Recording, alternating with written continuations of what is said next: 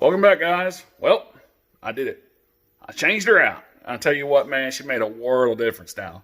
You get her in some mud, she'll throw some rooster tails. You know what? I mean, kids smile all over again. Because once they get used to it, they want something bigger, they want something better. But you know what? My boy's 10 years old. He don't need no 1000 Ace or Razor or where the heck he thinks he needs, you know? They think they need everything in the world, but do a couple things like this. I mean, $25 for a Sprocket from Sprocket Specialist. Dude, it worked. The only thing is, when mine came in, did not have the holes for the retainer ring. So, all I did, put it on there, spaced it out right, got the retainer on there, and I tacked it on there. You know what? If I had to change it out, I'll grind it off, pull it off. Big deal. Retainer's $3. So, hope you all enjoyed the video. Show top out, show takeoff. The video with the speedometer only in it was my fat butt in there. So 300 pounds in it. So, did pretty well.